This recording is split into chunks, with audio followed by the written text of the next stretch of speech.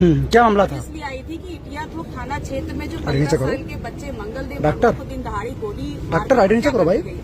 उसके सापेक्ष पुलिस और जो प्रशासन की कार्रवाई पीड़ित परिवार के लिए रही वो बहुत ही निराशाजनक थी। यहाँ 24 घंटे का एक नोटिस देने के बाद, सूचना देने के बाद हम पीड़ित परिवार से मिलने आए थे और सिर्फ इतना चाहते थे कि प्रशासन ने क्या कार्रवाई करी है, जो भी उनके अधिकार क्षेत्र में है, उससे हमको बताया जाए, अवगत कराया जाए।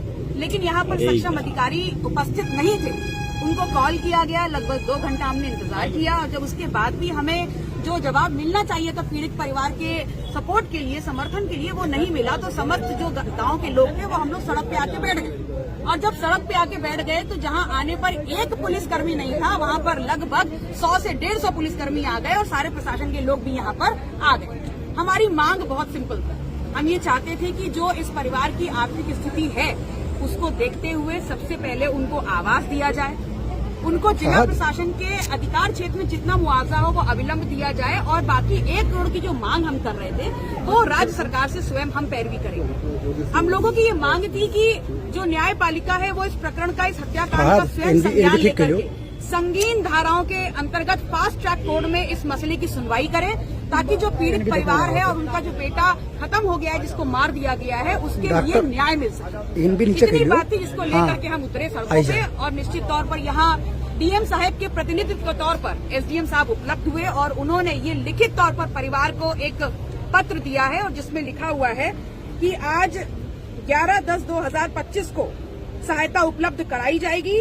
निम्न अनुसार: नंबर 1, आर्थिक सहायता अधिकतम दिलाया जाएगा रेड क्रॉस सोसाइटी के द्वारा और आवास दिलाए जाने हेतु कार्रवाई कराई जाएगी। उक्त सहायता 30 दिन के अंदर परिवार को उपलब्ध करा दी जाएगी। न्याय पाने के लिए इतना संघर्ष क्यों करना पड़ा?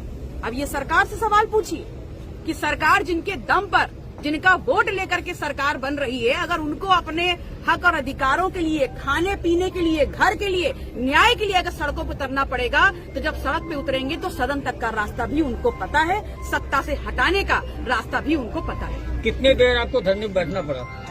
ये महत्वपूर्ण नहीं है कितनी देर बैठे, लेकिन क्योंकि आपने समय सीमा पूछी तो लगभग 3 घंटे तक हम लोग बैठे। जो पूरा नहीं होता है समय पर तो क्या कदम रहेगा? तो पुनः गोंडा मुझसे दूर नहीं, आप मुझसे दूर नहीं, ये रास्ते मुझसे दूर नहीं। फिर आप धरने बैठे? बिल्कुल बैठ जाएंगे। इस मुद्दे को क्या आप उठाएंगे विधानसभा में जल्दी कार्रवाई के लिए? बिल्कुल, देखिए ये न्याय के लिए जुड़ा हुआ है। न्याय संगत तरीके से हर समाज के साथ न्याय होना चाहिए और ये प्रशासन की जिम्मेदारी है, ये पुलिस की जिम्मेदारी है, ये सरकार की जिम्मेदारी है। और अगर ये जिम्मेदारी सरकार पूरी नहीं करेगी, पुलिस पूरी नहीं करेगी, प्रशासन पूरा नहीं करेगा तो जनप्रतिनिधि के तौर पर हम अरे भाई ये बात मत कहिए कि हमने